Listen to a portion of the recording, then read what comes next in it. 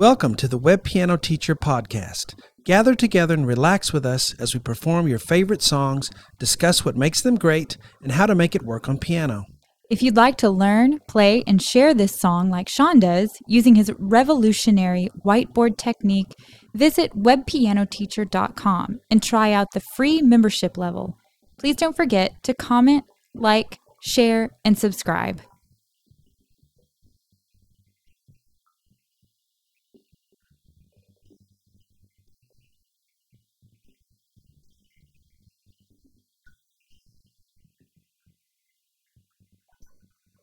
All right, Fleetwood Mac, Rumors album, first track, secondhand news. Let's do it. I know it's nothing to say. Someone has taken my place. Times go bad, when times go rough. Won't you lay me down in the tall grass and let me do my stuff? I know I got nothing to you. I know there's nothing to do. When times go bad and you can't get enough, won't you lay me down in the tall grass and let me do my stuff? Bow, bow, bow, bow, bow, bow, bow, bow, bow, bow, bow, bow, bow, bow, bow, bow, bow, bow, bow, diddly doo, bow, bow, bow, bow, bow, bow, bow, bow, bow, bow, bow, bow, bow, bow, bow, bow, bow, bow, bow. I'm just secondhand news. I'm just secondhand news. Yeah. I'm just secondhand news. I'm just secondhand news. Yeah. I'm just secondhand news. I'm just secondhand news. Yeah. I'm just secondhand news. I'm just secondhand news. Yeah.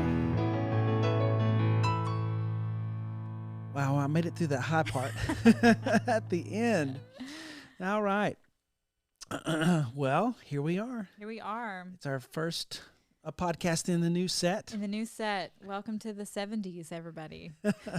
Yeah, and we didn't just try to make it look like the 70s. We actually used 70s stuff so that it would be authentically 70s. One of our favorite places in Waco, it's called Central Goods, like an antique place. Yeah. Lots of different. Yeah, but they tend to have, 60s, 70s, like a specialized. It's a little more like quirky stuff. I don't know. If you come to Waco, yeah, if there's like a kind of a popular place. And it's down around all of that, right? Yeah. Anyway, but they have this place has a little more quirky stuff, not like farmhousey antiques, but like stuff you wouldn't find, I don't think. Just you're surprised. I mean, so like our rug, these chairs, like literally everything. Yeah. And I love our records behind me here. In fact, we got, they made the wall there. Fleetwood Mac, Rumors album. But, we're going to change these out and as we do more podcasts. But, these are here for now. And I don't know. I just love sitting here. I love the 70s feel. Yeah.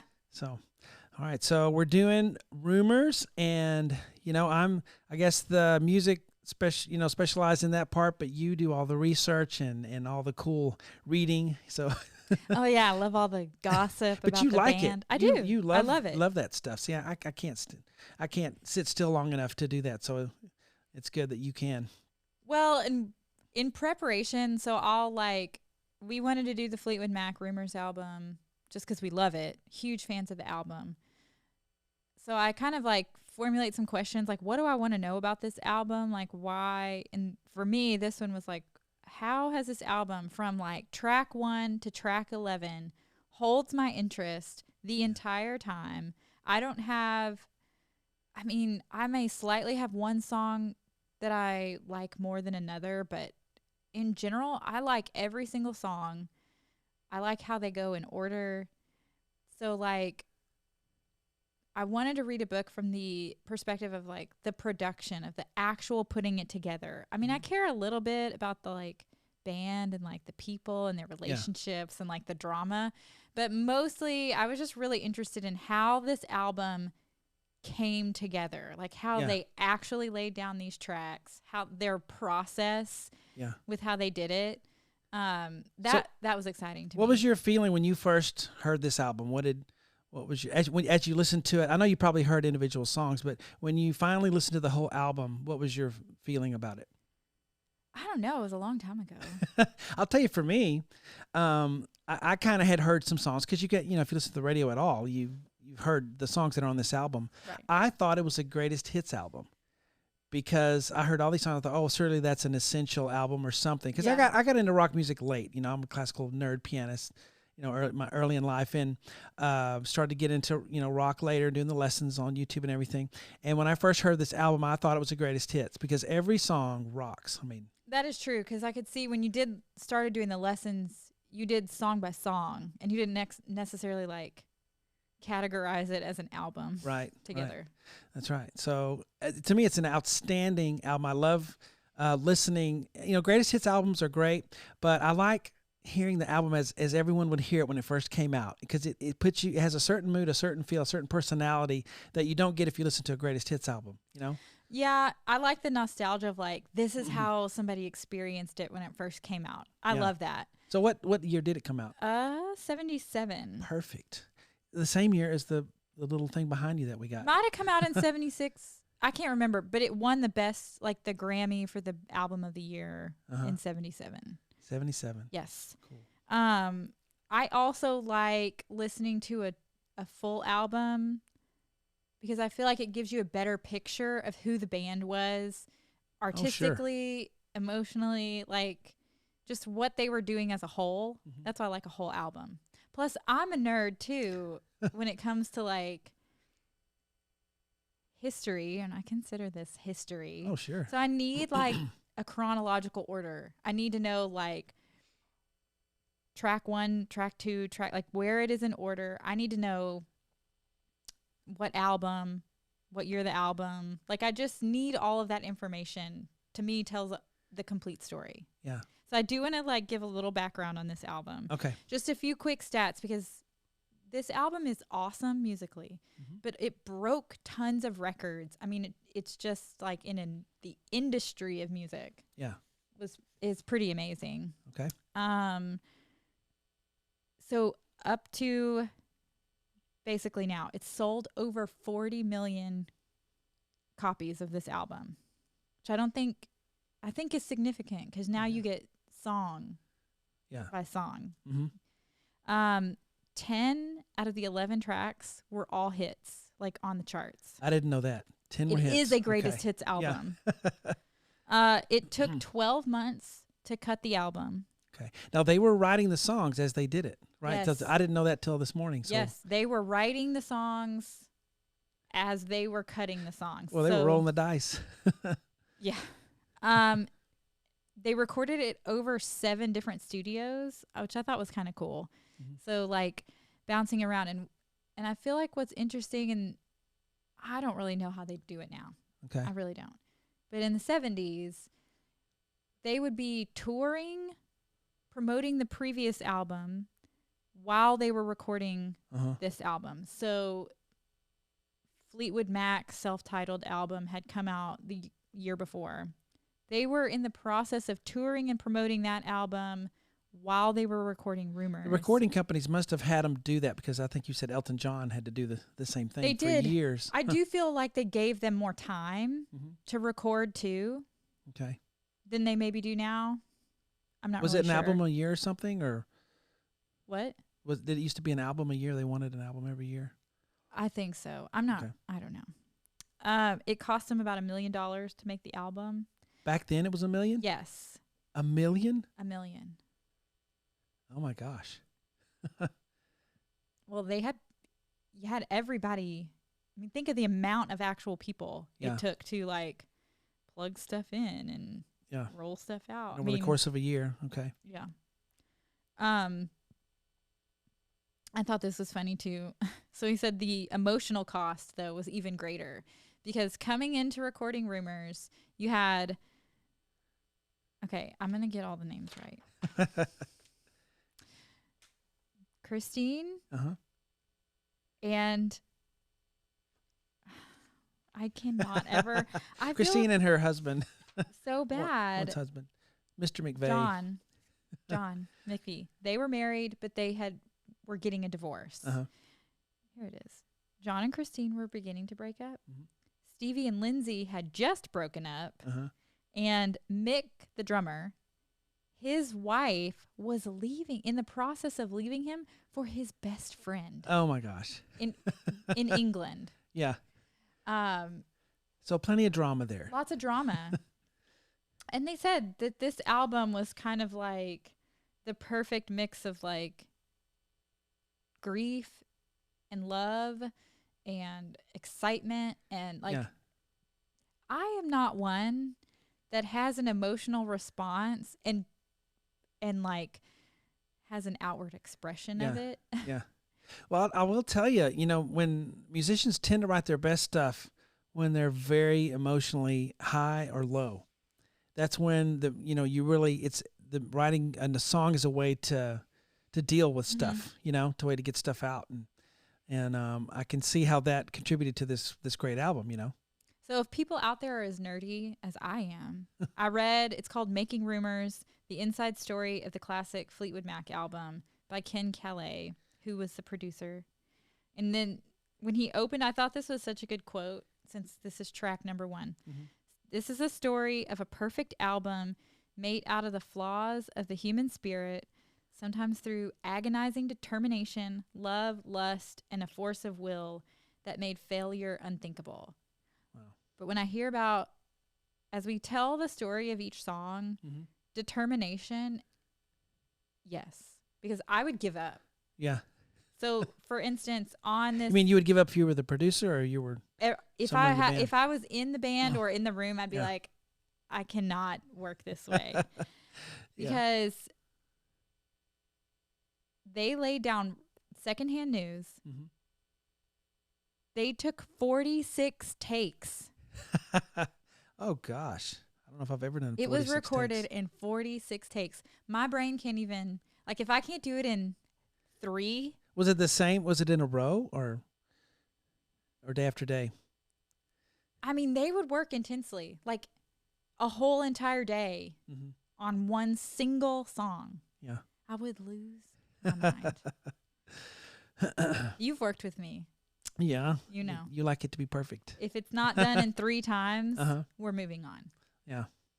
So it sounds like the producer he wasn't caught up in the drama. No, but he was the glue that held them together, the wise overseer that knew their dynamics, personality, and was able to, push and pull at just the right moments. And so he was a sound engineer. Yeah. But hadn't been doing it all that long. He had been hired previously to do a live version of Rhiannon from the previous album. Yes. Probably not the right key, but and they liked what he did. And so they were like, hey, why don't you come produce this album? So he had never produced an album. Okay. He had done live. He was a sound engineer. So he had done live productions. That was kind of his thing. So this was kind of like coming into the studio producing with a unbelievably volatile group of people. No kidding. Yeah. I also like tidbits. So I guess we should really get into secondhand news. Yeah, we should. First cut on the album. All right, but we had to cover the album in general a little first, bit, yeah. just to give some background. So Lindsey Buckingham called it Strummers. He didn't want, I don't know if he didn't have a title. This was their working title. Yeah. Almost all of their songs had working titles. Oh, yeah. And so when I was reading the book, I had to constantly be reminding myself what song they were talking about because they don't use the actual titles. It's kind of hard. So he called it Strummer, which I thought was great. Yeah, because at the beginning, and that continues throughout the But they worked song. Most of the recordings based off just the music because he didn't want to reveal the lyrics because he knew it would make Stevie Nicks Now, really here's my mad. theory on that. It wasn't just that it would make her mad, I think. I don't know. I'm just conjecturing here, but he probably came in with the song, and if you let out the lyrics out of the bag right at the beginning, she's going to know it's about her, and there's going to be a moment there where the band can put the kibosh on the song and not do it. But if you get invested in it and everyone's playing the song, everyone likes the melody, okay, let's go. And then you're at the end, you can't really pull out at that point. You have to go through with it. So That's kind of what I think he had in mind. That's just my personal feeling. 100%. Yeah. Yeah.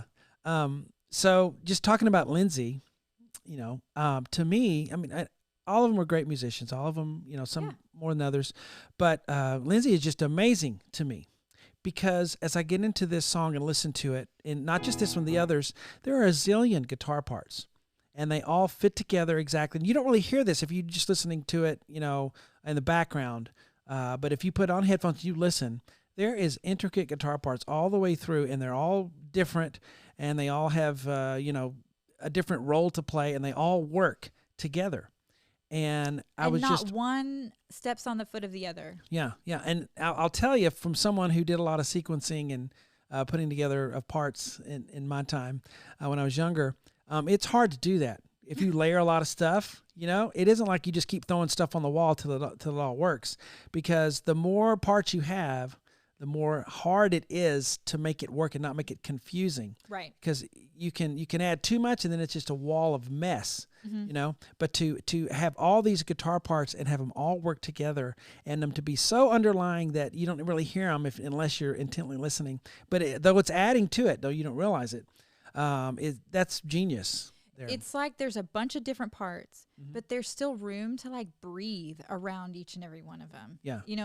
They're not so tight together that it's like causes anxiety, Right. Yeah. But that's what they said. The Fleetwood Mac sound is just layers and layers of colors, which I thought was interesting that they used the term colors. Yeah. It's like if you ever painted something and it's not quite working, so you keep painting and you keep, and the more you add, the worse it gets. But he had a grand design, I think, to where it all just worked out. It's almost on the level of Bach writing, 3 or 4 vocal parts at once, and they all work together. I'm not saying he's Bach, but it's that difficult to make these different parts work together. And I'll say a little something about piano, since a lot of people may be, playing the piano who are watching this. When you have a song like this and you hear him going, and he keeps doing that, and if I try to play that, it sounds not good. Well, yeah, because let's clarify. We just took a full band guitar and you made an arrangement for the piano. Yeah, right. And when you play it, you have to, if you ever notice that, it's just chords. If you were on a guitar, this would be no brainer, no sweat. Just follow the chord and you're fine. But on the piano, you have to actually pianoize it a little bit, I think. So I do this at the beginning, because that's okay. Once the singing starts,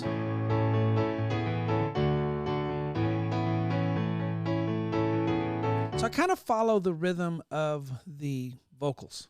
Yeah. And that'll help you. If you've ever, all you piano players out there, if you're ever trying to make this work, a guitar song that has a lot of strumming in it, kind of follow with the lyric rhythm, and that'll help you to get it going. But without recreating the lyrical line. Oh yeah. Yeah, you've got to stay true to that for sure. But I mean, you're not turning it into like grocery store music. No. Like Muzak. No. I hate that stuff, by the way. I do too. You still want to leave room for a vocalist to sing the melody line and then somehow incorporate all the like band parts on just the piano and also keep the like airy feel of it. It's tricky business. And then when I get to this part, you notice I left a lot of air there, a lot of space, like you just said. But because if you sing this with me, that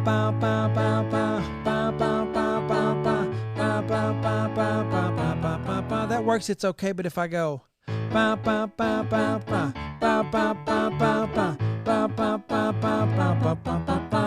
so energy. Yeah, and it makes you even sing it better, I think, when you have that space in there. So watch the pedal is another thing, because if you pedal too much, which we tend to do as pianists when we feel uncomfortable, we start holding the pedal down because we want it to cover everything. Yeah. It's kind of an instinct we all have. But do the opposite and let that space be in there, and it ought to work for you. In any type of performance aspect, dead space, air, no sound is the most uncomfortable thing. Yeah. But it for also the performer. For the performer, but it creates something. I think for the like experience of the listener. And in this case, it's energy. Yeah. And for something that has this kind of beat all the way through, it gives your ear a little break from it. Yeah. And so that's not all the same. So there's a couple little tips to do to pianoize it a little bit so that it works for solo piano. Now, if I had a guitar player strumming with me here, I could play a lot less, and I should play a lot less. But if I'm all by myself, then I would recommend doing it the way we just talked about. Yeah. So in this song too, and with that like layers and layers of sound and color, I thought what was so cool, there's like a little percussive part in this song. Yeah. That I 100% recommend listening to these songs with headphones. Uh-huh.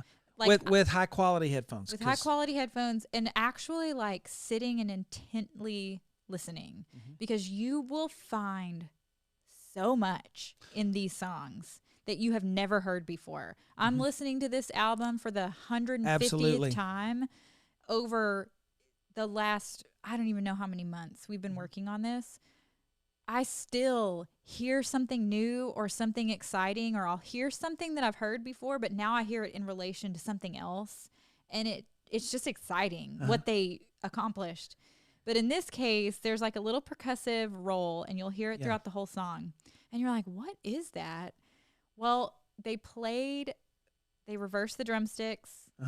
So the handles were hitting a Naugahyde chair. Okay, so what you're sitting on there 70s. That we got at Central. Yeah, so they're hitting the Naugahyde chair, and it just creates this sound. Like once I read that's what that was, I was like, I recognize the sound. Like it makes sense in my brain now. But Lindsay loved to do that. Lindsay Buckingham loved to take things that were not musical and make them musical. And I think that's a sign of just like sheer creativity. Yeah. That is borderline manic, because I think he went around hitting all kinds of stuff. Yeah. Like he nailed it on this song. But then he kept trying to like nail it over and over. Yeah. And it didn't work, you know? Well, that's what I notice about, the more technology we get, I think the less room we have for creativity or kind of puts us in a box sometimes, because now we could just look for a sound on an app and instead of doing what he did and go looking for something because you had to. Yeah. So I don't know if you said this earlier when we were talking, but how the 70s were kind of that perfect balance of technology where we didn't have too much to stifle the creativity. We had enough to where we could do things. Just enough. Because I will say, like, there's a part in this song where every time I listened to it before, when it was just kind of in the background, I thought it was somebody go into a microphone going, shh, shh, shh. Yeah. But then as I really listened in, it's like a super crunchy guitar effect. Yeah. Electric guitar effect. And it's not the whole song. Yeah. It's just this one little section. And you can bet it was on purpose. I guarantee it was on purpose. Yeah. That they just put this in. And I'm like, that's where I'm like, there was enough technology to have that super crunchy, weird, because what they would do is they'd have like an effect on the amp, but then they would run it through a phaser, and then they would have multiple microphones in the right place to get just this like unique sound for a split second in a song. That's why I'm like, please listen to these songs. Yeah. And then somebody would say, well, that's unnecessary because nobody's going to hear that. Nobody's going to pay attention to it. Well, let me explain it this way. Let's say you walk into a room in a famous museum. There's all these art pieces in there, and it's done just right, and you get a certain feeling when you're in that room. And you leave, you're not going to remember every single piece of art that was in there, but you will remember the overall feel that you had. And if some of those pieces were missing when you went in, you would feel the deficit when you left. And that's what it's like. It's like all these things contribute to the overall feel of the song. And no, you may not recognize every single little detail, but it adds to it anyway, even if you don't realize it's there. And of course, in the front of their mind, their goal is to make a hit album. Yeah. But I think once you really get down into the creative process, the like striving to make a hit kind of takes a backseat, and the like moving into that creativity and trying to fill the spaces and stuff comes into the forefront. Yeah. Of like your creative process, what you're trying to accomplish. But yeah, this album, this song specifically, and this is where the band as a whole, so here we have like a band dynamic. So Fleetwood and Mac John McVie. Uh-huh. The drummer and the bassist are like the original members of this band. Now this band, Fleetwood Mac, has been together since like 1966. So we're like 10 Did years not know that. Yeah. down the road. And anyway, they're the two original members. Lindsey Buckingham's pretty new. They had brought them in on the previous album, but kind of later. Mm-hmm. So this is their first, like, we're really working together a ton on this album. And this is where it emerged. Lindsey Buckingham kind of taking the reins. Yeah. So who's in charge of the band? Like whose band is this really? Yeah. So they started to feel that in this song specifically, Secondhand News. John McVie laid down a bass part that is his bass part. Mm-hmm. He left to go on vacation. While he was gone, Lindsey Buckingham laid down another bass part. Re-recorded it. So when he came back, he was like, he had a choice to make. Does he push to keep his own bass part, or this bass now, part? Now, was it him playing it again better, or was it a completely different bass part? Completely different bass part. Okay. Or this completely different bass part that you have to admit sounds awesome. Does he learn it and play it that way? And that's what he ended up deciding to do. Which is probably not the normal thing. No. But they said they were talking about it, that they recognized Lindsey had a certain type of genius. Yeah. They wanted to take advantage of it. Mm-hmm. But they also weren't comfortable with it because he was taking over. Yeah. And so it was this balancing act that they, as original members, had to make some decisions and let go of some things and decide, what do we want here? Because they were not a popular band in America. I don't think anyone really knew who they were. Until Lindsey.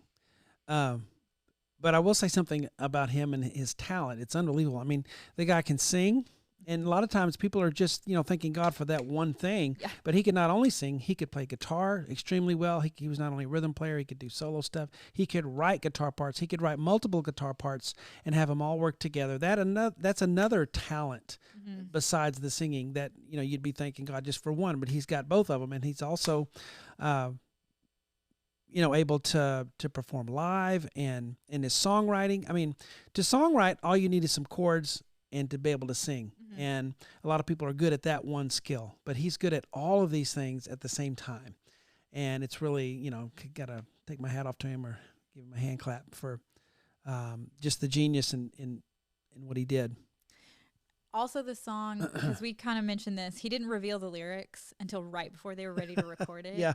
And then you get into the third verse, which is actually my favorite verse. We didn't do it. Well, we should do a little bit now just so we know we get the words. Because this is hilarious. I cannot imagine being in a room with someone you just awkwardly broke up with and singing this.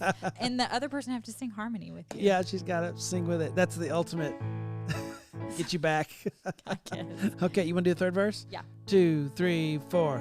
One thing I think you should know, I ain't gonna miss you when you go down so long. I've been tossed around enough. Oh, couldn't you just let me go down and do my stuff? All right. She's got to sing. I mean, can you imagine? Sing harmony. One thing I think you should know, I ain't gonna miss you when you go. But she's there. Yeah. It's just so funny to me. But he did. He knew. And then she wrote her song, I think, back to him in response, I guess. Which one is that?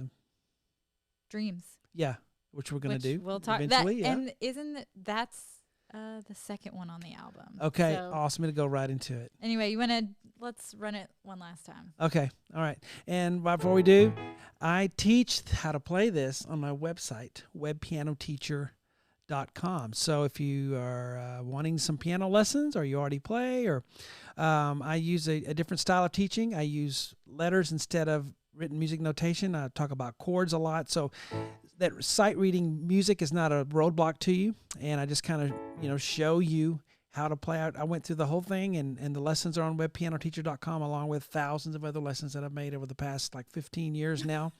So, so that's on the website. You right? You ready? Mm-hmm. All right. I know there's nothing to say. Someone